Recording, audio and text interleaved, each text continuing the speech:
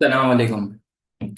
So today we will do our topic which is market failure. आज जो हम लोग टॉपिक करेंगे उसका नाम है market failure. So let's start with this chapter. Okay, सबसे पहले मैं आपके सामने डेफिनेशन लिखूंगा that what is market failure. Okay, सबसे पहले आपके सामने डेफिनेशन लिखूंगा व्हाट इज मार्केट फेलियर. ठीक है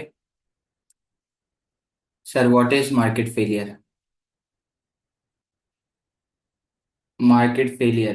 It occurs it occurs when freely functioning market. It occurs when freely functioning market. It occurs when freely functioning market fails to allocate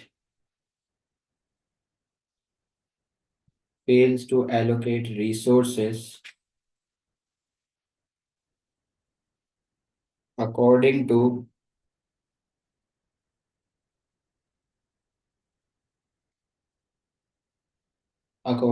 society's point of view, that is over and under allocation of that is over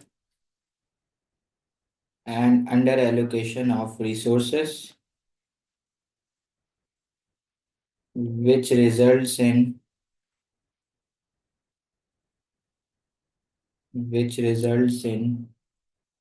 welfare loss to the society. ठीक है sir, ये market failure क्या होता है? देखो याद रखना, market failure तब अकर होगा जब रिसोर्सेस सोसाइटी के मुताबिक एलोकेट नहीं होंगी. क्या नहीं होंगी सर? मार्केट फेलियर तब अकर होगा जब रिसोर्सेस सोसाइटी के मुताबिक एलोकेट नहीं होंगी. मार्केट में मार्केट में या तो ओवर एलोकेशन या तो अंडर एलोकेशन हो रही होगी रिसोर्स की, जिसकी वजह से सोसाइटी को नुकसान हो रहा होगा. उस नुकसान को वेलफेयर लॉस कहते हैं. देखो याद रखना, मार्केट फेलियर तब अकर होगा जब रिसोर्सेस सोसाइटी के मुताबिक एलोकेट नहीं होगी, यानी कि मार्केट में ओवर एलोकेशन हो रहा होगा और अंडर एलोकेशन हो रहा होगा, जिसकी वजह से सोसाइटी को नुकसान होगा. उस नुकसान को वेलफेयर लॉस कहते हैं. क्या कहते हैं उस नुकसान को? Welfare loss. तो सर मार्केट फेलियर कब अकर होगा? मार्केट फेलियर तब अकर होगा जब रिसोर्सेज की क्या होगी? ओवर एलोकेशन या फिर रिसोर्स की अंडर एलोकेशन होगी, जिसकी वजह से सोसाइटी को लॉस होगा. उस लॉस को हम लोग वेलफेयर लॉस कहते हैं. अब आप मुझे सोच के बताओ, दो गुड्स होते हैं, आपने तो पढ़ा हुआ भी है सर. दो गुड्स होते हैं, एक होता है डीमेरिट गुड, एक होता है डीमेरिट गुड और एक होता है मेरिट गुड. ऐसा ही है सर? वैसे तो बहुत सारे गुड है, पब्लिक गुड है, प्राइवेट गुड है, मेरिट गुड है, डीमेरिट गुड है, बहुत सारे गुड है. अब मुझे आप ये बताओ पहले, डीमेरिट गुड सोसाइटी के लिए फायदेमंद है या हार्मफुल है? डीमेरिट गुड सोसाइटी के लिए नुकसानदेह, हार्मफुल है? तो आपने बोला सर डीमेरिट गुड वो गुड है जो सोसाइटी के लिए हार्मफुल है. सही कह रहा हूँ sir? Demerit good is a good which is harmful for the society. Sir merit good is a good which is beneficial for the society. Sir demerit good वो गुड है जो सोसाइटी के लिए फायदेमंद है, मैं नुकसानदेह है. डी मेरिट गुड वो गुड है जो सोसाइटी के लिए फायदेमंद है. सर आपने बोला डीमेरिट गुड की एग्जाम्पल है सिगरेट और अल्कोहल. सर डीमेरिट गुड की एग्जाम्पल क्या है बेटा? डीमेरिट गुड की एग्जाम्पल है सिगरेट और अल्कोहल. डीमेरिट गुड की एग्जाम्पल है सिगरेट और मेरिट गुड्स की एग्जाम्पल है हेल्थ केयर एंड एजुकेशन. अब आप मुझे खुद सोच के बताओ, डीमेरिट और मेरिट गुड्स में से कौन से गुड की ओवर एलोकेशन हो रही है, कौन से गुड की अंडर एलोकेशन हो रही है? मुझे बताओ सोच के. सोसाइटी में अभी करेंटली क्या हो रहा है? सोसाइटी में अभी क्या हो रहा है? डीमेरिट गुड्स की ओवर एलोकेशन है या अंडर एलोकेशन? सोसाइटी में अभी क्या हो रहा है बेटा? डीमेरिट गुड्स की ओवर एलोकेशन हो रही है। क्या हो रही है सर? डीमेरिट गुड्स की ओवर एलोकेशन हो रही है। क्या हो रही है सर? डीमेरिट गुड्स की ओवर एलोकेशन हो रही है। सही कह रहा हूँ, सिगरेट अल्कोहल ज्यादा बन रहे हैं, तो डीमेरिट गुड्स की क्या हो रही है? डीमेरिट गुड्स की ओवर एलोकेशन हो रही है। और जो मेरिट गुड्स हैं, हेल्थ केयर हो गया, एजुकेशन हो गया, इनकी क्या हो रही है? इनकी सोसाइटी में अंडर एलोकेशन हो रही है। क्या हो रही है भाई? डीमेरिट गुड्स की ओवर एलोकेशन हो रही है और मेरिट गुड्स की अंडर एलोकेशन हो रही है, जिसकी वजह से सोसाइटी को नुकसान हो रहा है। उस नुकसान को क्या कहते हैं? Welfare loss. तो मुझे एक बात बताओ, डीमेरिट गुड्स की हो रही है ओवर एलोकेशन, होनी क्या चाहिए? डीमेरिट गुड की होनी चाहिए अंडर एलोकेशन। मेरिट गुड की हो रही है अंडर एलोकेशन। मेरिट गुड की क्या होनी चाहिए? ओवर एलोकेशन ना। मेरिट गुड ज्यादा बनने चाहिए, डीमेरिट गुड कम बनने चाहिए। और अगर ऐसा होने लगेगा, अगर ऐसा होना लगेगा, तो इसका मतलब है रिसोर्स सोसाइटी के मुताबिक एलोकेट होना शुरू हो गई। तो जब सोसाइटी के मुताबिक हर चीज होगी तो वेलफेयर लॉस भी नहीं होगा, और जब वेलफेयर लॉस नहीं होगा तो मार्केट फेलियर भी नहीं होगा। तो इसका मतलब है कि अगर सब कुछ सोसाइटी के मुताबिक होना शुरू हो जाए, यानी कि अगर एफिशिएंट एलोकेशन होना शुरू हो जाए, तो फिर नो वेलफेयर लॉस होगा। तो फिर ये चैप्टर ही खत्म हो गया। तो सर यही तो बात है कि डीमेरिट गुड की हमेशा ओवर एलोकेशन होगी और हमेशा मेरिट की अंडर एलोकेशन होगी। इस ओवर एलोकेशन को और इस अंडर एलोकेशन को रिड्यूस करा जा सकता है, खत्म नहीं करा जा सकता। इस ओवर एलोकेशन को और अंडर एलोकेशन को रिड्यूस करा जा सकता है, खत्म नहीं करा जा सकता। तभी दुनिया में मार्केट फेलियर एग्जिस्ट कर रहा है, क्योंकि सोसाइटी के मुताबिक कभी भी काम नहीं हो सकता। तो सर मार्केट फेलियर क्यों अकर हो रहा है? मार्केट फेलियर इसलिए अकर हो रहा है क्योंकि सोसाइटी के मुताबिक एलोकेशन नहीं हो रही। डीमेरिट गुड की ओवर एलोकेशन हो रही है, मेरिट गुड की अंडर एलोकेशन हो रही है। तो डीमेरिट गुड से लोगों को नुकसान पहुंच रहा है, और मेरिट गुड से वो फायदा जो लोगों को पहुंचना चाहिए वो नहीं पहुंच पा रहा। मतलब अगर डीमेरिट गुड की अंडर एलोकेशन हो जाए तो नुकसान को मिनिमाइज करा जा सकता है, और अगर मेरिट गुड की ओवर एलोकेशन हो जाए तो बेनिफिट को मैक्सिमाइज करा जाता है। तो दोनों में से कोई भी चीज नहीं हो रही। तो इसको क्या कहते हैं? इसको कहते हैं कि सोसाइटी को लॉस हो रहा है ना, लॉस हो रहा है, और उस लॉस को क्या कहते हैं? Welfare loss. तो sir in short, market failure तब अगर होगा जब रिसोर्सेज सोसाइटी के मुताबिक एलोकेट नहीं होगी। और इसका मतलब है कि या तो रिसोर्स की ओवर एलोकेशन हो रही है या तो रिसोर्स की अंडर एलोकेशन हो रही है, जिसकी वजह से सोसाइटी को लॉस हो रहा है। उस लॉस को हम लोग वेलफेयर लॉस कहते हैं। ठीक है। तो सर वैसे सोसाइटी का पॉइंट ऑफ व्यू होता क्या है? मैंने बोला भाई सोसाइटी का पॉइंट ऑफ व्यू होता है, सोसाइटी का पॉइंट ऑफ व्यू आपको देखना है तो देख लो। बेटा सोसाइटी का पॉइंट ऑफ व्यू होता क्या है? सोसाइटी चाहती है कि ना तो ओवर एलोकेशन हो, ना तो अंडर एलोकेशन हो। तो क्या हो? सोसाइटी क्या कहती है? सोसाइटी क्या कहती है क्या होना चाहिए? सोसाइटी कहती है कि ना ओवर एलोकेशन हो ना अंडर एलोकेशन हो। सोसाइटी क्या कहती है? सोसाइटी कहती है एफिशिएंट एलोकेशन हो। सोसाइटी क्या कहती है? सोसाइटी कहती है कि रिसोर्सेज की एफिशिएंट एलोकेशन हो। क्या हो भाई? सोसाइटी क्या कहती है? सोसाइटी कहती है कि रिसोर्सेज की एफिशिएंट एलोकेशन हो। तो जब एफिशिएंट एलोकेशन होगी तो सोसाइटी को कोई नुकसान भी नहीं होगा, और ऐसा पॉसिबल नहीं है। अगर ऐसा होने लगता, अगर सोसाइटी के मुताबिक हर चीज हो रही होती, अगर सोसाइटी के मुताबिक हर चीज हो रही होती तो ये टॉपिक ही खत्म हो जाता। अगर सोसाइटी के मुताबिक हर चीज हो रही होती तो ये टॉपिक ही खत्म हो जाता। तो सोसाइटी के मुताबिक एलोकेशन कभी भी नहीं होगी। ठीक है, ये बात समझ आई क्या बोला? ओके। ओके सो अब चलते हैं नेक्स्ट कॉन्सेप्ट की तरफ, और वो नेक्स्ट कॉन्सेप्ट है सोशल कॉस्ट। चलें आ जाए। सर जो नेक्स्ट कॉन्सेप्ट है उसका नाम है सोशल कॉस्ट। देखो याद रखना, सोशल कॉस्ट, याद रखना सोशल कॉस्ट वो कॉस्ट है जो पूरी सोसाइटी बेयर करेगी। क्या बोला आपको? सोशल कॉस्ट वो कॉस्ट है जो कौन बेयर करेगी? पूरी सोसाइटी। क्या बोला भाई? सोशल कॉस्ट वो कॉस्ट है जो पूरी सोसाइटी बेयर करेगी। इस सोशल सोशल कॉस्ट के अंदर दो कॉस्ट हैं। सर सोशल कॉस्ट के अंदर दो कॉस्ट है, एक है प्राइवेट कॉस्ट और एक है external cost. Sir social cost के अंदर दो कॉस्ट है, एक है प्राइवेट कॉस्ट, एक है external cost. Sir private cost वो कॉस्ट है जो दो लोग रिसीव करेंगे। कौन लोग बेयर करेंगे? सर प्राइवेट कॉस्ट वो कॉस्ट है जो दो लोग बेयर करेंगे। कौन बेयर करेंगे?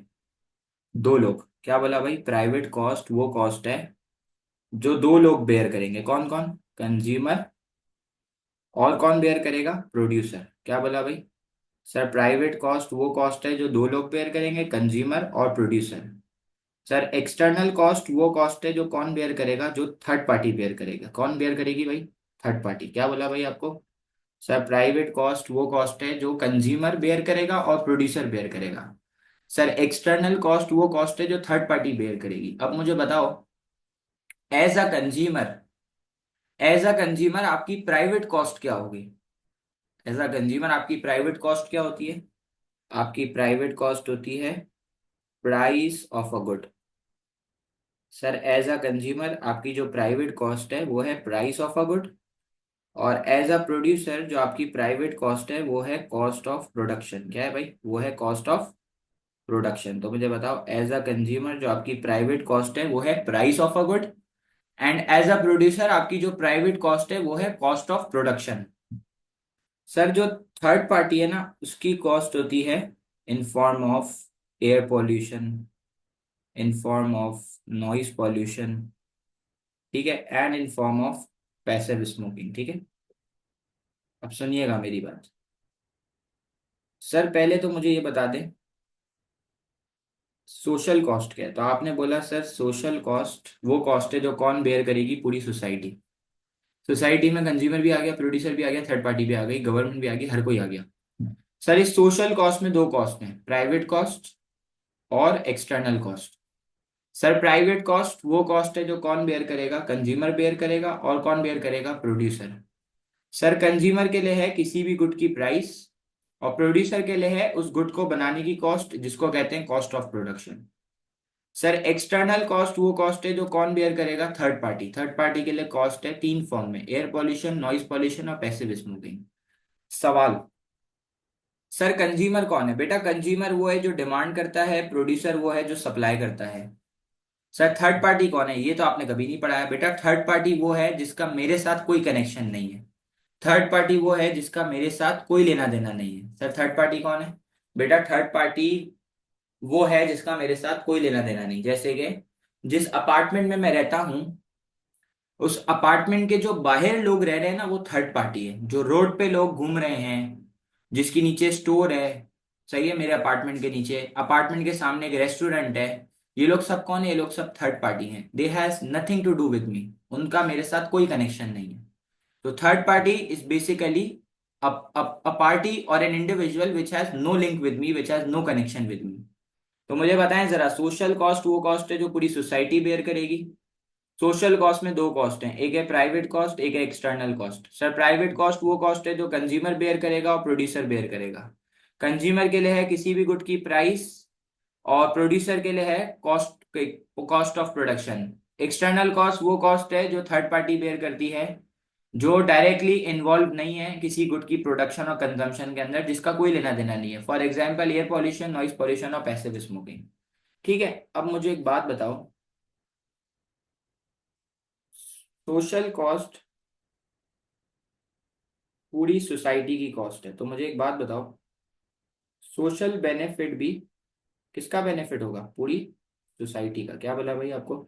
सोशल कॉस्ट पूरी सोसाइटी की कॉस्ट है, तो सोशल बेनिफिट भी किसका होगा? सोशल बेनिफिट भी पूरी सोसाइटी का बेनिफिट होगा।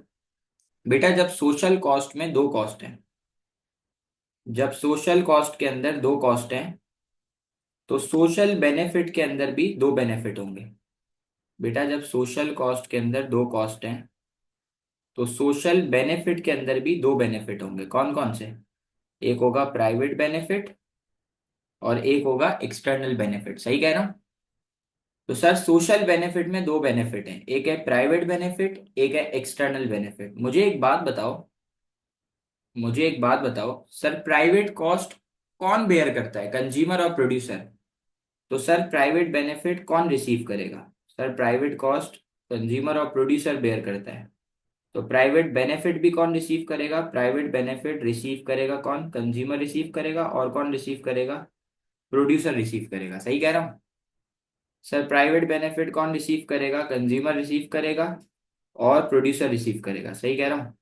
तो मुझे बताओ जरा, कंज्यूमर को क्या मिलती है, कंज्यूमर को मिलती है, कंज्यूमर को प्राइवेट बेनिफिट किस फॉर्म में मिलता है, कंज्यूमर को प्राइवेट बेनिफिट मिलता है सेटिस्फेक्शन की फॉर्म में, और प्रोड्यूसर को प्राइवेट बेनिफिट मिलता है रेवेन्यू की फॉर्म में। सर कंज्यूमर को प्राइवेट बेनिफिट मिलता है सेटिस्फेक्शन की फॉर्म में, और प्रोड्यूसर को बेनिफिट मिलता है रेवेन्यू की फॉर्म में। सर एक्सटर्नल बेनिफिट वो बेनिफिट है जो कौन रिसीव करेगा, एक्सटर्नल बेनिफिट वो बेनिफिट है जो कौन रिसीव करेगा, जो थर्ड पार्टी रिसीव करेगा। और थर्ड पार्टी को फायदा होगा किसकी फॉर्म में, थर्ड पार्टी को फायदा होगा एम्प्लॉयमेंट की फॉर्म में। किसकी फॉर्म में फायदा होगा, एम्प्लॉयमेंट की। सही कह रहा हूँ। सुनना मेरी बात। मैंने एक सिगरेट की फैक्ट्री सेटअप करी, मैंने एक सिगरेट की फैक्ट्री सेटअप करी, उस सिगरेट की फैक्ट्री से सबको फायदा भी हुआ, सबको नुकसान भी हुआ। अच्छा, मैं एक शरीफ आदमी था, मैंने जो सिगरेट की फैक्ट्री लगाई थी ना, वो मैंने इस नियत से लगाई थी कि लोगों को मैं फायदा बांटूंगा, मतलब उससे सिर्फ और सिर्फ क्या होगा, सोशल बेनिफिट क्रिएट होगा। लेकिन गलती से खुद ब खुद सोशल कॉज भी क्रिएट हो गई। तो मैंने एक सिगरेट, मैं शरीफ आदमी हूँ, मैंने बोला फायदा करूँ ना लोगों का, नौकरियां वोकरियां क्रिएट होंगी, मैंने ये सोच के खोली थी, थोड़े से पैसे भी कमा लूं। तो मैंने तो सोशल बेनिफिट की नियत से खोली थी। तो सोशल बेनिफिट वो बेनिफिट है जो कौन रिसीव करेगा, पूरी सोसाइटी। और सोशल कॉस्ट वो कॉस्ट है जो कौन बेयर करेगी, पूरी सोसाइटी। जो मैंने सिगरेट की फैक्ट्री खोली तो उसकी वजह से दो कॉस्ट हुई, एक सोशल कॉस्ट हुई, एक सोशल बेनिफिट हुआ। तो सर सोशल कॉस्ट वो कॉस्ट है जो पूरी सोसाइटी बेयर करेगी, सोशल बेनिफिट वो बेनिफिट है जो पूरी सोसाइटी रिसीव करेगा। तो बेटा सोशल कॉस्ट के अंदर दो कॉस्ट है, एक है प्राइवेट कॉस्ट और एक है external cost. Sir private cost वो कॉस्ट है जो दो लोग बेयर करेंगे, कौन कौन, कंज्यूमर और प्रोड्यूसर। कंज्यूमर के लिए थी प्राइस की फॉर्म में, तो यार एज अ कंज्यूमर आपकी प्राइवेट कॉस्ट क्या है, price of purchasing the cigarette. आपकी जो प्राइवेट कॉस्ट है वो है प्राइस ऑफ सिगरेट। और एज अ प्रोड्यूसर मेरी जो प्राइवेट कॉस्ट है वो है कॉस्ट ऑफ प्रोड्यूसिंग सिगरेट्स।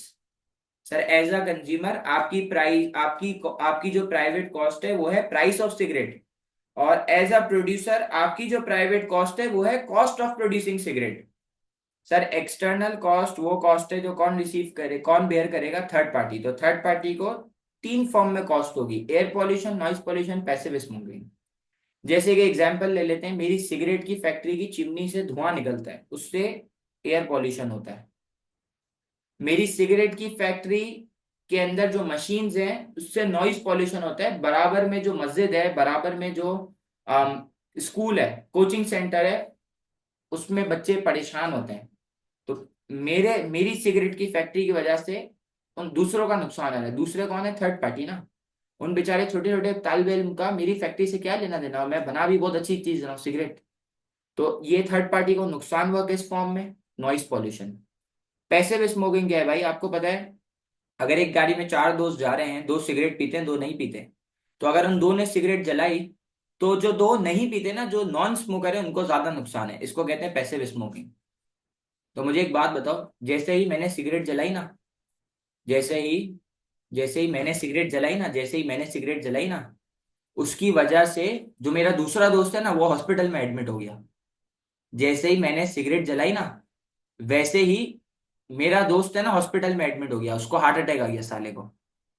तो अब मुझे एक बात बताओ, सिगरेट पी मैंने, मजा मुझे मिला, सुकून मुझे मिला, नुकसान किसका हुआ, मेरे दोस्त का, जिसका सिगरेट से कोई दूर दूर तक ताल्लुक नहीं है। तो वो कौन है भाई, वो कौन है, वो थर्ड पार्टी है ना। सिगरेट मैंने पी, मजा मुझे मिला, सेटिस्फेक्शन मुझे मिली, नुकसान किसका हो गया, मेरे दोस्त का हो गया, जिसका मेरे साथ कोई लेना देना नहीं है और जिसको कोई कंपनसेशन भी नहीं मिली। हाँ ऐसा हो कि अगर वो बीमार हुआ हो मेरी वजह से, तो मैं कंपनसेशन पे कर रहा हूँ, उसके हॉस्पिटल का बिल मैं भर रहा हूँ, वो हो भी नहीं, वो भी नहीं हो रहा। तो सर थर्ड पार्टी को ये जितना भी नुकसान हो रहा है, उसके लिए कोई कंपनसेशन पे ऑफ नहीं करी जा रही, ठीक है। अब मेरी सिगरेट की फैक्ट्री से अवाम को कुछ फायदा भी हुआ था, तो जो सबको फायदा हुआ था वो था सोशल बेनिफिट। अब जैसे सोशल कॉस्ट में दो कॉस्ट थी, वैसे सोशल बेनिफिट में भी दो बेनिफिट है, प्राइवेट बेनिफिट और एक्सटर्नल बेनिफिट। मैंने पूछा यार एक बंदे से, तुझे सिगरेट पी के क्या मिला? इसने बोला दादा मुझे सिगरेट पी के सुकून मिला। मैंने बोला सुकून मतलब? उसने बोला मुझे सेटिस्फेक्शन मिली। सर बोला आपको क्या मिला सिगरेट बेच के? मैंने बोला ढेर सारा पैसा, मुझे रेवेन्यू मिला। सर थर्ड पार्टी को क्या फायदा मिला? एम्प्लॉयमेंट मिली। गवर्नमेंट को क्या फायदा मिला? गवर्नमेंट को टैक्स रेवेन्यू मिला। तो सर थर्ड पार्टी कौन है? जिसका मेरे साथ कोई लेना देना नहीं है। जैसे मैंने सिगरेट की फैक्ट्री लगाई थी किसी पोर्ट वोर्ट के पास, शहर से दूर लगाई थी, वहां पर एक विलेज था, और मुझे सिगरेट की फैक्ट्री के लिए गार्डनर चाहिए था, गार्ड चाहिए था, वर्कर्स चाहिए थे। तो मैंने उस विलेज में से लोगों को पिक कर लिया और अपने पास जॉब्स दे दी। तो उन लोगों ने मेरे को बोला कि सर आपकी सिगरेट की फैक्ट्री की वजह से जॉब्स क्रिएट हुई, तो हम आपके कोई रिश्तेदार थोड़ी हैं। हम कौन है आपके लिए? हम आपके लिए थर्ड पार्टी हैं।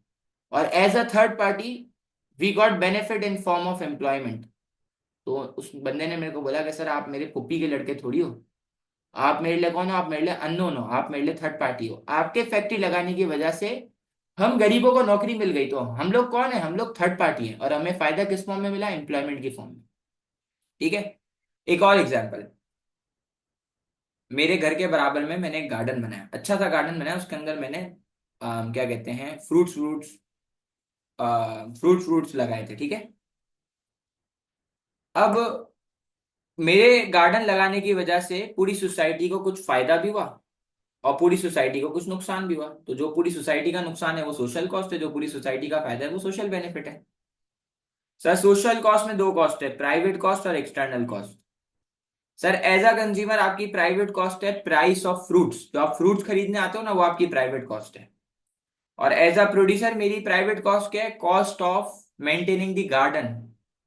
सर थर्ड पार्टी की कॉस्ट क्या है? थर्ड पार्टी की कॉस्ट क्या है भाई? मेरे जो है ना गार्डन के अंदर, मेरे गार्डन के अंदर एक बीज वैक्स क्रिएट हो गया था। बीज वैक्स मतलब मधुमक्खी का छाता, छत्ता छाता जो भी कहते हैं, वट एवर, बीज वैक्स कहते हैं उसको। और उसके अंदर से एक शहद की बी ने किसी एक्स वाई जी बंदे को जाके स्टिंग कर लिया। तो वो एक्स वाई जी बंदा जो है वो कौन है? वो थर्ड पार्टी है। और उसको नुकसान किस फॉर्म में मिला? उसको नुकसान मिला। सही है। अब सिर्फ नुकसान नहीं होगा, फायदा भी होगा। तो जो फायदा होगा ना पूरी सोसाइटी को, उसको कहते हैं सोशल बेनिफिट। सोशल बेनिफिट में दो बेनिफिट है, प्राइवेट बेनिफिट और external benefit. Private benefit consumer receive करेगा किसकी फॉर्म में? सेटिस्फेक्शन की फॉर्म में। बेटा फ्रूट खा के आपको क्या मिला? सेटिस्फेक्शन। मुझे फ्रूट सेल करके क्या मिला? रेवेन्यू। सर थर्ड पार्टी को फ्रेश ऑक्सीजन मिला। तो ये थर्ड पार्टी को फायदा है ना भाई, मेरे गार्डन के अंदर आके लोग तस्वीरें खिंचवा रहे हैं, मेरे गार्डन के बाहर लोग फोटो शूट करा रहे हैं, मेरे गार्डन की वजह से फ्रेश एयर हो रही है, मेरी गार्डन की वजह से नेचुरल ब्यूटी आ गई। तो ये सब क्या है? ये सब थर्ड पार्टी को फायदा है। अब सर आप जो है ना वो अभी पढ़ाई कर रहे हैं, आप जो है वो अभी पढ़ाई कर रहे हैं, तो आप अभी क्या कर रहे हैं? आप जो है वो अभी पढ़ाई कर रहे हैं। तो मुझे जरा एक बात बताओ, आपकी जो प्राइवेट कॉस्ट है एज अ कंज्यूमर वो क्या है? मेरी फीस। और जो मेरी प्राइवेट कॉस्ट है एज अ प्रोड्यूसर वो है cost of taking the online class. जैसे कि जूम का सॉफ्टवेयर पेड है, जिस पर आप रिकॉर्डिंग देखते हैं, गूगल ड्राइव वो पेड है, ये एसी चल रहा है, ये लैंप लगा हुआ है, सही है, इलेक्ट्रिसिटी इस्तेमाल हो रही है, तो ये सारी मेरी प्राइवेट कॉस्ट है। सही है। Sir external cost third party को क्या है? जैसे कि मेरी जैसे ये रूम है ना, आप लोगों ने पहले अगर क्लास देखी हो तो इस रूम में एक बोर्ड भी लगा हुआ है। तो पहले ये होता था, ये मेरा ड्राइंग रूम है बेसिकली, इसको मैंने अपनी ऑनलाइन क्लास के लिए और अपनी फिजिकल क्लास के लिए एक छोटा सा रूम बनाया हुआ है, इधर मैं स्मॉल ग्रुप्स पढ़ाता हूँ विद हैवी फीसेस ना। तो मैंने जो है ना वो यहाँ पर स्टूडेंट्स पढ़ाता हूँ ना, तो जब मैं स्टूडेंट्स को ऑफ देता हूँ ना, तो स्टूडेंट्स लिफ्ट के अंदर ग्राउंड फ्लोर पे जाते हैं। तो जब वो स्टूडेंट्स, आपको पता है आप सब आपकी सबकी जो एज आप उसमें मस्ती करते हो ना, तो आप लोग क्या करते थे, ये जो मेरे पास कुछ बच्चे थे वो क्या करते थे, वो जब लिफ्ट में जाते थे ना तो 6 5 4 3 2 1 0 बेसमेंट हर चीज दबा देते थे। और खुद साले फिर डैश थे बड़े, खुद कहाँ से उतर जाते थे, खुद स्टेयर्स ले लेते थे। अब लिफ्ट 6 पे भी रुक रही है, 5 पे भी, 4 पे भी, 3 पे भी, 2 पे भी, 1 पे भी, 0 भी, ग्राउंड भी और बेसमेंट भी। अब वो लोग नीचे उतर रहे हैं सीढ़ियों से, हर फ्लोर पे लिफ्ट रुक रही है। अब जो एंड में अंकल खड़े थे वो क्या बोलते हैं, इन बच्चों ने ये हरकत करी है। तो मुझे अंकल ने आगे बोला, बेटा मेरी बात सुन, इनको पढ़ा के पैसे तू कमाता है और नुकसान हमें देता है, हमारा इन बच्चों से क्या ताल्लुक है, हमारा तेरे से भी क्या ताल्लुक है। तो अंकल ने बेसिकली मुझे बोला कि सर हम थर्ड पार्टी हैं, आप हमारा नुकसान कर रहे हो, हमारा टाइम जाया हो रहा है। मैंने बोला ठीक है। अभी जो बच्चे थे ना, इसमें एक दो वेप पीते थे, और वो वेप पीते थे तो उसकी वजह से मेरे अपार्टमेंट्स के अंदर एयर पोल्यूशन होता था, और उससे लोगों को एतराज था। तो वो लोग कौन है? Third party. सर छुट्टी होती थी तो नीचे कभी फटा शड्डा हो जाए, सही है, नीचे सब बच्चे बैठ के बातें बातें कर रहे हैं, आइसक्रीम आइसक्रीम खा रहे हैं, तो नॉइस पॉल्यूशन होना शुरू हो गया। लोग परेशान होना शुरू हो गए, आने जाने वाले लोग, जो थोड़े से ओल्ड एज लोग रह रहे हैं वो भी परेशान हो रहे हैं। वो लोग कौन है? वो लोग थर्ड पार्टी है ना भाई, उनका इन बच्चों से क्या लेना देना। सही कह रहा हूँ? अच्छा, अपन तो हमेशा कोई भी काम करते हैं ना तो हम सोशल कॉस्ट तो हम सोचते नहीं, हम माशाल्लाह अच्छे लोग हैं। मैं हमेशा सोशल बेनिफिट सोचता हूँ कि यार लोगों को फायदा किस तरीके से पहुंचेगा। अब मैंने पढ़ाई इसलिए कम कराई थी बच्चों को, मैंने पढ़ाई इसलिए करवाई, मैंने बोला यार बच्चों को पढ़ाई कराऊंगा तो पाकिस्तान के लिए अच्छा होगा, सही है ना, बच्चों का मुस्तकबिल बनेगा। तो एज अ कंज्यूमर आपको आपको क्या फायदा मिला? आपको रिजल्ट मिला, result basically is your satisfaction. Sir मुझे एज अ प्रोड्यूसर क्या मिला? पैसे मिले, रेवेन्यू मिला। सर थर्ड पार्टी को फायदा क्या मिला भाई? जैसे मैंने एक असिस्टेंट रख लिया, मैंने अटेंडेंस के लिए एक बंदा रख लिया, मैंने एक फिजिकल अटेंडेंस अटेंडेंट रख लिया, तो ये क्या है? ये एम्प्लॉयमेंट है। मैंने घर में अब्दुल रख लिया, सही है। चले अब आप ये पढ़ दे जरा जल्दी से। हाँ जी, ये पढ़ दें सोशल कॉस्ट जल्दी से प्लीज।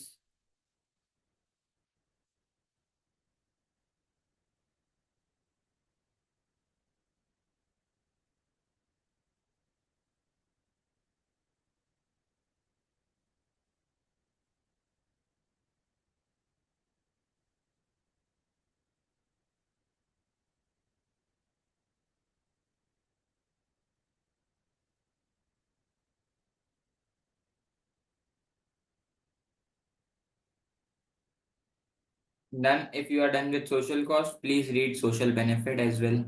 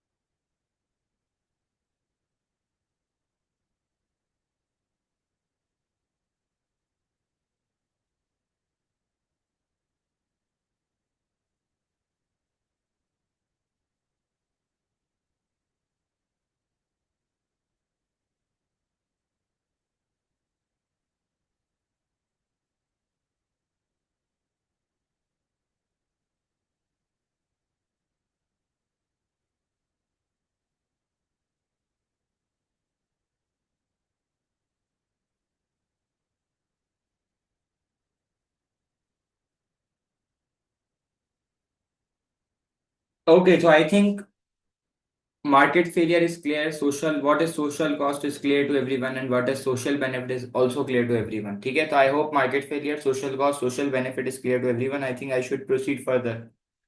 ठीक है, आगे चलें।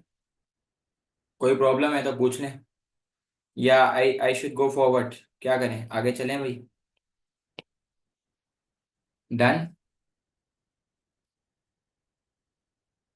यस, कह सकते हैं, कोई मसला नहीं है। चलें भाई, आगे चलें।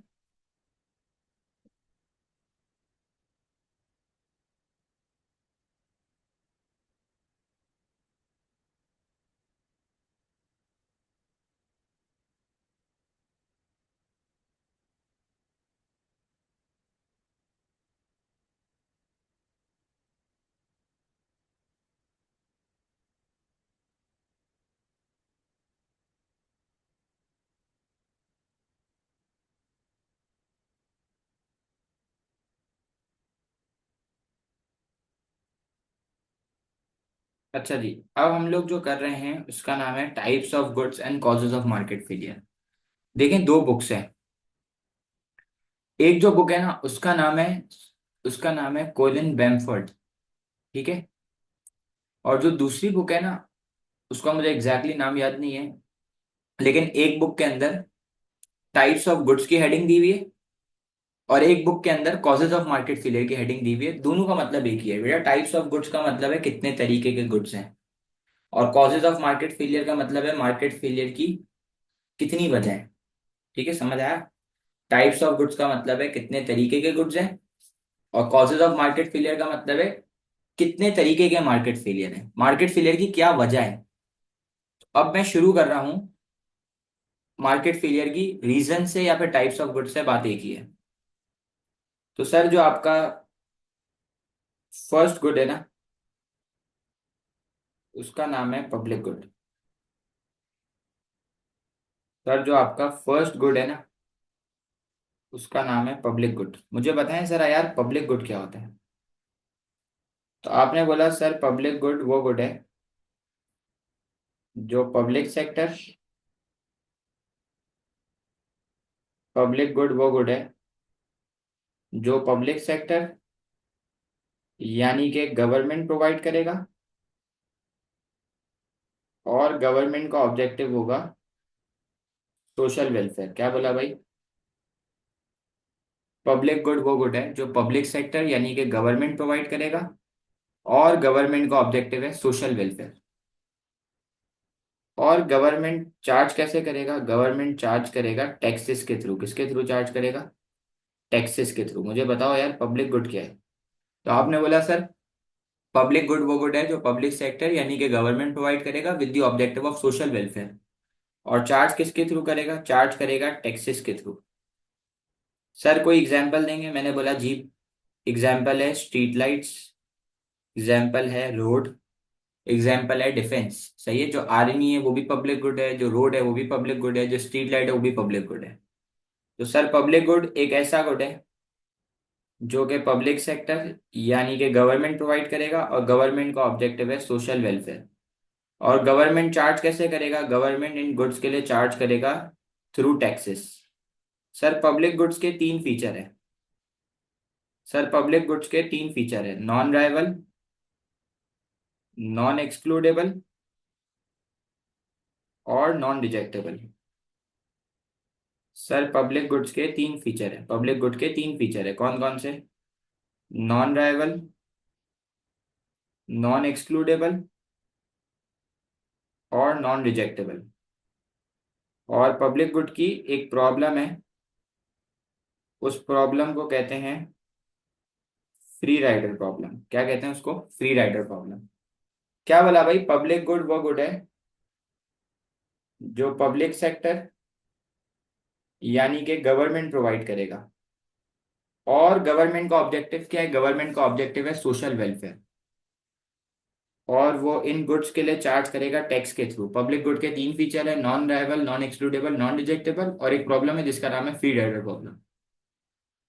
अब सर कि प्राइवेट गुड क्या है? बेटा प्राइवेट गुड वो गुड है जो प्राइवेट सेक्टर यानी कि कौन प्रोवाइड करेगा? Private producer. क्या बोला भाई? प्राइवेट गुड वो गुड है जो प्राइवेट सेक्टर यानी कि प्राइवेट प्रोड्यूसर प्रोवाइड करेगा। और प्राइवेट प्रोड्यूसर का ऑब्जेक्टिव क्या है बेटा? प्राइवेट प्रोड्यूसर का ऑब्जेक्टिव है प्रॉफिट मैक्सिमाइजेशन। क्या ऑब्जेक्टिव है? सर प्राइवेट प्रोड्यूसर का ऑब्जेक्टिव है प्रॉफिट मैक्सिमाइजेशन। सही कह रहा हूँ? और सर वो इन गुड्स के लिए चार्ज कैसे करेगा? वो इन गुड्स के लिए चार्ज करेगा थ्रू प्राइस मैकेनिज्म। सर वो इन गुड्स के लिए चार्ज कैसे करेगा? वो इन गुड्स के लिए चार्ज करेगा थ्रू प्राइस मैकेनिज्म। ठीक है। तो आपने बोला सर प्राइवेट गुड वो गुड है जो प्राइवेट सेक्टर यानी कि प्राइवेट प्रोड्यूसर प्रोवाइड करेगा, और प्राइवेट प्रोड्यूसर का ऑब्जेक्टिव है प्रॉफिट मैक्सिमाइजेशन, और वो चार्ज करेगा प्राइस मैकेनिज्म के थ्रू। सर प्राइवेट गुड की एग्जांपल है केक। क्या एग्जांपल है? सर प्राइवेट गुड की एग्जांपल है केक। और प्राइवेट गुड के तीन फीचर्स हैं। सर प्राइवेट गुड के तीन फीचर्स हैं, कौन कौन से? सर प्राइवेट गुड के तीन फीचर्स हैं, कौन कौन से? राइवल, एक्सक्लूडेबल, राइवल हो गया, एक्सक्लूडेबल हो गया और रिजेक्टेबल हो गया। सर प्राइवेट गुड के तीन फीचर हो गए। कौन कौन से बेटा? राइवल, एक्सक्लूडेबल और रिजेक्टेबल, सही कह रहा हूँ? प्राइवेट गुड के तीन फीचर हो गए, कौन कौन से? राइवल, एक्सक्लूडेबल और रिजेक्टेबल। अब मुझे बताना जरा बेटा, पब्लिक गुड वो गुड है जो पब्लिक सेक्टर यानी कि गवर्नमेंट प्रोवाइड करेगा, ऑब्जेक्टिव होगा सोशल वेलफेयर, चार्ज करेगा टैक्स के थ्रू। पब्लिक गुड के तीन फीचर है, non rival, non excludable, non rejectable, और एक प्रॉब्लम है जिसको कहते हैं free rider problem. Sir private good वो गुड है जो प्राइवेट सेक्टर यानी कि प्राइवेट प्रोड्यूसर प्रोवाइड करेगा और इसका ऑब्जेक्टिव है प्रॉफिट मैक्सिमाइजेशन। और प्राइवेट गुड के तीन फीचर है, राइवल, एक्सक्लूडेबल, रिजेक्टेबल। अब मुझे एक बात बताओ, अब मुझे एक बात बताओ, मिसाल ले लो, ये स्ट्रीट लाइट है और इस स्ट्रीट लाइट के नीचे से पहले मैं गुजरा और उसके बाद एक और बंदा गुजरा। तो क्या जो दूसरा बंदा गुजरा है या उसके मेरे गुजरने के बाद जो लोग गुजरेंगे, क्या उनके लिए रोशनी कम होगी या उतनी ही रहेगी? ये जवाब दे दो खाली। मेरे गुजरने के बाद जो लोग गुजरेंगे उनके लिए रोशनी कम होगी, उनकी कंजम्पशन पर कोई फर्क पड़ेगा? क्या उनके लिए लाइट की रोशनी कम हो जाएगी या उतनी ही मिलेगी? क्या कहते हो? मेरे इस लाइट को कंज्यूम करने के बाद क्या आप लोगों के लिए या इस रूम में जो लोग रह रहे हैं उनके लिए लाइट की रोशनी कम होगी? यस और no? The answer is no. तो मैंने क्या बोला, एक इंडिविजुअल की कंजम्पशन से दूसरे इंडिविजुअल की कंजम्पशन पे कोई फर्क नहीं पड़ेगा। If one individual consumes one good, so it will have no effect on consumption of the other individual। एक इंडिविजुअल के कंज्यूम करने से दूसरे इंडिविजुअल की कंजम्पशन पर कोई इफेक्ट नहीं हो। अब एग्जांपल ले लो, एक केक के अंदर 8 पीसेस हैं। चार चार पीस मुझे मिलने चाहिए इक्वली और चार पीस जो है ना वो उस्मान को मिलने चाहिए, ठीक है? उसामा को या उस्मान को मिलने चाहिए। अब मुझे एक बात बताओ, मैंने 5 पीस खा लिए तो उसामा को कितने पीस मिलेंगे? 3 पीस। तो इसका मतलब है अगर मैंने कंजम्पशन को बढ़ाया तो उसामा के लिए कंजम्पशन कम हो जाएगी। लेकिन अगर मैं स्ट्रीट लाइट को 4 की जगह 10 घंटे भी कंज्यूम करता हूं तो उसामा की कंजम्पशन पे कोई फर्क नहीं पड़ेगा। तो राइवल क्या कहता है, consumption by one individual will not reduce consumption for another individual. Non rival कहता है कि एक बंदे की कंजम्पशन से दूसरे बंदे के लिए कंजम्पशन कम नहीं होगी, और ये कहता है कि दूसरे के लिए कम हो जाएगी। तो non rival is consumption by one individual will not reduce consumption for other individual. Rival कहता है consumption by one individual will reduce consumption for other individual. एक कहता है रिड्यूस नहीं करेगा, एक कहता है रिड्यूस करेगा। नॉन एक्सक्लूडेबल और एक्सक्लूडेबल का क्या मतलब है भाई? मैं कहता हूं Hamza you are excluded from my batch, मतलब अब हमजा तुम मेरे बैच में नहीं पढ़ सकते। तो नॉन एक्सक्लूडेबल का मतलब है कि मैं हमजा को निकाल नहीं सकता, मैं हमजा को रोक नहीं सकता। और एक्सक्लूडेबल का मतलब है, एक्सक्लूडेबल का क्या मतलब है? हमजा को निकाल सकता हूं। तो मुझे एक बात बताओ, ये एक स्ट्रीट लाइट है, अगर मैं इसको यूं पकड़ना भी चाहूं ना, अगर मैं इस स्ट्रीट लाइट को यूं पकड़ना भी चाहूं ना और इसकी रोशनी को किसी तरीके से करना चाहूं कि सिर्फ मैं ही कंज्यूम करूं, तो भी मैं इस स्ट्रीट लाइट को किसी और को रोशनी देने से रोक नहीं सकता। क्यों? क्योंकि ये नॉन एक्सक्लूडेबल है। मैं किसी और को इस रोशनी को, इस ब्राइटनेस को, इस स्ट्रीट लाइट को कंज्यूम करने से रोक नहीं सकता, किसी को एक्सक्लूड नहीं कर सकता। लेकिन ये केक अगर पूरा का पूरा मैं इसको खुद खा जाऊं तो मैं दूसरे को एक्सक्लूड कर दूंगा। तो नॉन एक्सक्लूडेबल क्या कहता है, consumption by one individual will not exclude other individual from consuming it. अगर एक बंदा कंज्यूम कर रहा है तो दूसरे को नहीं रोक सकता। लेकिन प्राइवेट गुड में ऐसा पॉसिबल है, अगर एक बंदा कंज्यूम पूरा का पूरा गुड इंटायरली खुद कर लेगा तो दूसरा एक्सक्लूड हो जाएगा, दूसरे के लिए कुछ नहीं बचेगा। सही है? नॉन रिजेक्टेबल क्या है भाई? गरीब टैक्स नहीं देता, अमीर टैक्स देता है। तो ऐसा थोड़ी है कि स्ट्रीट लाइट के ऊपर एक बंदा बैठा हुआ है, ओए गरीब आया है जल्दी लाइट बंद कर, ऐसा तो नहीं होता। तो नॉन रिजेक्टेबल क्या है, whether you pay for this good और you do not pay for this good, आपको स्ट्रीट लाइट का फायदा मिलेगा, डिफेंस आर्मी आपको प्रोटेक्ट करेगी, आपको रोड पे चलने के पैसे, आपको रोड का फायदा भी मिलेगा। तो नॉन रिजेक्टेबल क्या है, whether you pay for this good और you do not pay for this good you can not reject it, आप इसको रिजेक्ट नहीं कर सकते। जैसे मिसाल के तौर पे, अगर मैं आज अगर मैं आज किसी के घर पे, गवर्नमेंट का कोई बंदा आता है मेरे घर पर आता है और बोलता है कि यार क्या कहते हैं आपसे है ना, अब से अगर आप इस रात में घूमोगे तो हम आपसे स्ट्रीट लाइट के पैसे लेंगे, तो मेरा उसका जवाब बड़ा प्यारा सा होगा। मैं बोलूंगा बॉस मैंने रात में निकलना ही छोड़ दिया, मैं सिर्फ अब धूप में घूमूंगा, दिन में घूमूंगा। उसने मेरे को बोला दोस्त अगर आप अब रोड पे चले तो मैं आपसे टैक्स लूंगा, तो मैं उसको बहुत प्यारे से जवाब दूंगा, बोलूंगा बॉस मैं रोड पे नहीं चलूंगा, मैं अब अपनी गाड़ी में घूमूंगा। तो उसने मेरे को बोला कि सर आप पे करो या ना करो, मैं आपको रोड पे चलने से, ना स्ट्रीट लाइट के रोशनी को यूज करने से रोक नहीं सकता, क्योंकि ये एक ऐसा गुड है जो कि क्या है, जो कि नॉन रिजेक्टेबल है। तो रिजेक्टेबल का क्या मतलब होगा भाई, जब मैं दुकान पे जाऊंगा और जब मैं केक के लिए पे करूंगा तभी तो मुझे केक मिलेगा, तो अगर मैं केक के लिए पे नहीं करूंगा तो सिंपली मैं उस गुड को रिजेक्ट कर दूंगा। सर फ्री राइडर प्रॉब्लम क्या है, फ्री राइडर प्रॉब्लम, बेटा फ्री राइडर का मतलब है मुफ्त के मजे। हर बंदा चाहता है कि वो फ्री में बेनिफिट्स एंजॉय करे। अभी जैसे मैं अगर इधर बोर्ड लगा दूं ना, फ्री इकोनॉमिक्स क्लासेस, क्लास भर जाएगी, बैठने की जगह नहीं होगी, सांस लेने की जगह नहीं होगी, रूम में घुटन होगी। क्यों, क्योंकि हर बंदा चाहता है कि वो मुफ्त में फायदा ले, हर बंदा चाहता है कि वो मुफ्त में फायदा ले। अब फ्री राइडर प्रॉब्लम क्या है, फ्री राइडर प्रॉब्लम ये है कि कंज्यूमर को पता है कि जब एक चीज फ्री में मिल रही है तो मैं पैसे क्यों दूं। जब मुझे पता है कि मुझे स्ट्रीट लाइट मुफ्त में मिल रही है तो मैं स्ट्रीट लाइट के लिए अलग से पैसे क्यों दूंगा।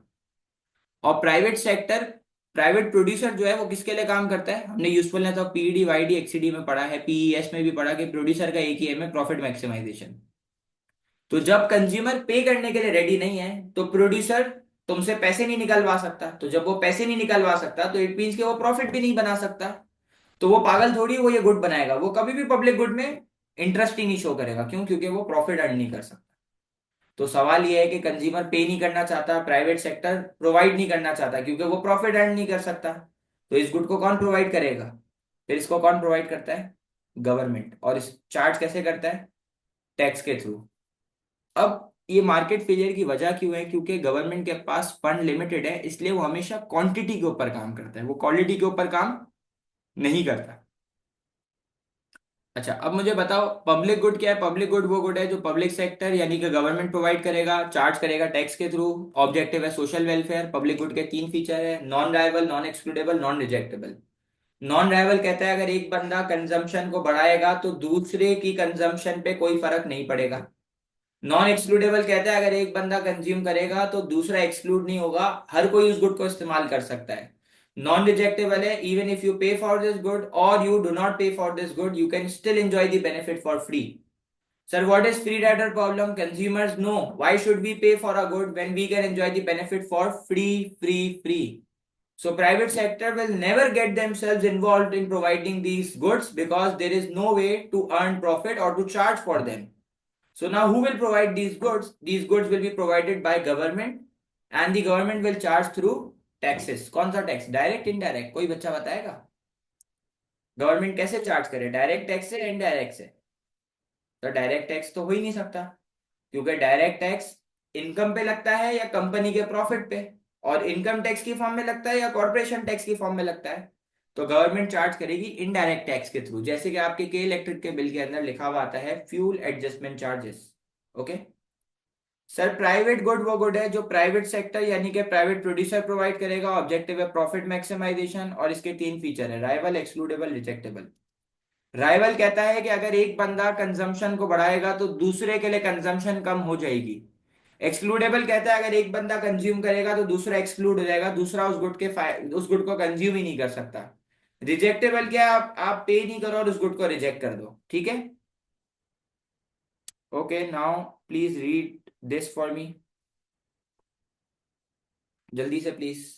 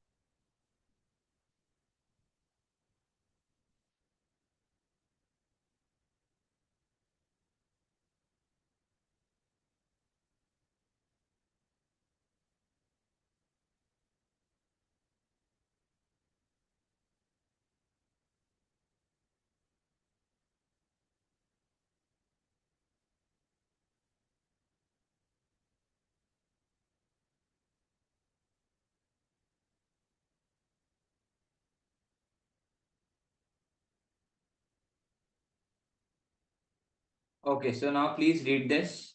And once you are done, just leave me an okay or a thumbs up on the chat box. You can go. Thank you.